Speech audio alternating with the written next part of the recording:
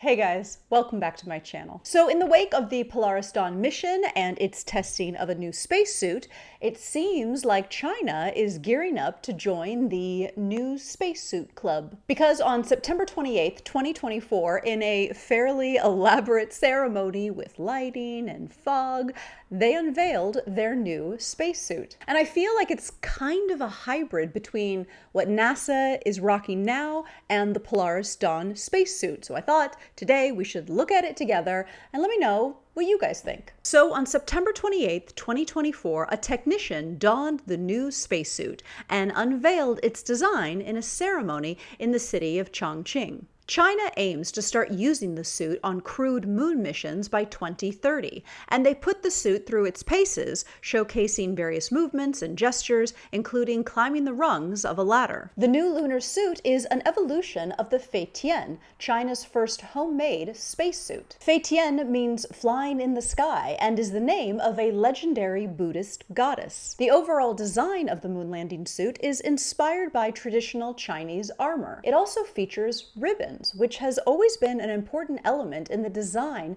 of Chinese spacesuits. Zhang Sing, director of the Spacesuit Engineering Office and deputy chief designer of the astronaut system at the China Astronaut Research and Training Center, said the Feitian extravehicular activity suit is designed for use in low Earth orbit, where astronauts float in a microgravity environment. Therefore, we chose the ribbon element to convey a sense of free flow. The moon landing suit is designed for lunar explorations, such as walking and working on the moon's surface, so we would also like to convey a strong-willed and unswerving feeling, which we integrated organically into the suit's design. After the suit demonstration, Liwei, deputy chief designer of China's crewed space program and China's first astronaut, together with the technician, launched a public campaign to name the new moon spacesuit. This campaign will officially close on Halloween, October 31st, 2024. And I thought Mr. Liwei looked a bit on the young side for China's first astronaut. But doing some Googling revealed to me that China sent its first astronaut to space in 2003. 2003, you guys. And it's so interesting to me because obviously our first astronauts are of a completely different generation, and obviously a lot of them are no longer with us. I think we only have one of the Apollo 11 astronauts left. So I guess my brain is just trained to think that, you know, the first astronaut of another country is probably going to be somebody in like their 70s or 80s, but nope, Mr. Liwei is still in his 50s. Crazy.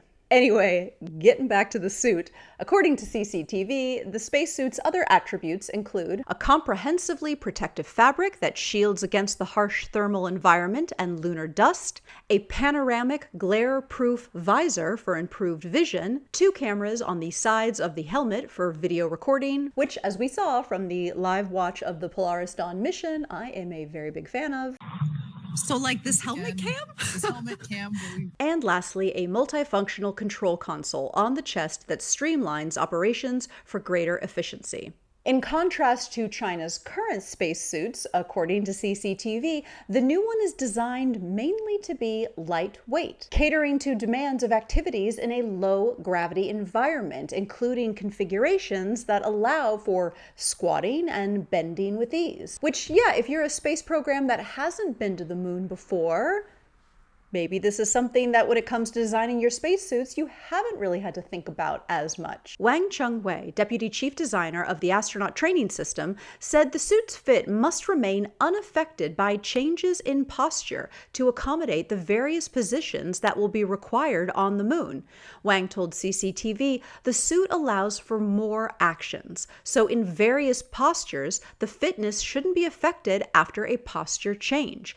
Therefore, it requires a better fit on the human body. He added that the suit is more like regular clothes compared to other extravehicular spacesuits, which again reminds me a lot of the Polaris Dawn spacesuit. Another designer of the astronaut training systems said, different from performing low Earth orbit missions, astronauts will be exposed to a naturally harsh lunar environment when carrying out lunar surface extravehicular activities.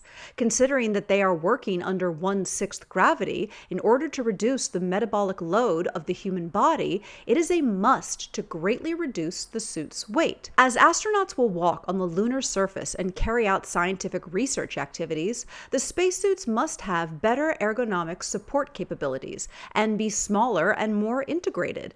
And the comprehensive protection capability of lunar landing boots must also be greatly improved. So it definitely has a bulkier look than the suits that we saw on the Polaris Dawn mission, but definitely less bulkier than some of the suits that we saw during the Apollo missions. And speaking of the Apollo missions, when I was researching this video, I came across this article about the original Apollo missions, and it talked about the seamstresses that originally sewed and assembled the original Apollo spacesuits at the International Latex Corporation. And there are a number of photos of these women assembling and sewing the original Apollo spacesuits.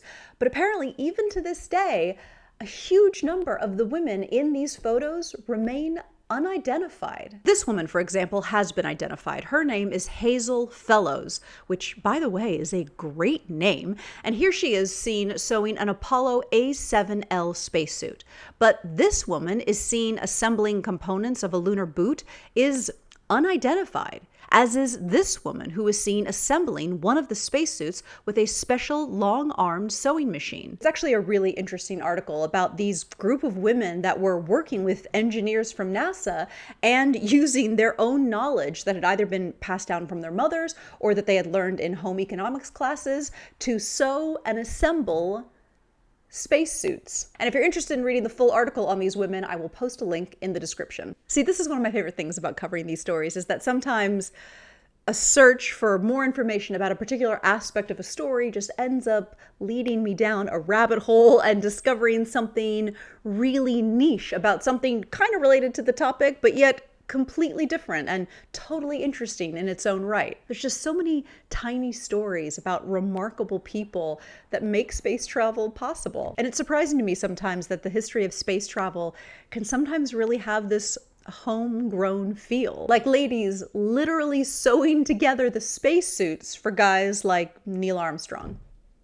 Crazy. Okay, so that's it for now. Please let me know your thoughts in the comments below. Are we impressed with China's new spacesuits? And its ribbon? I kind of like the ribbon quality. Or do we think that the Polaris Dawn spacesuit is kind of at the top of the heap these days? Thank you so much for watching, and as always, I will see you in the next video.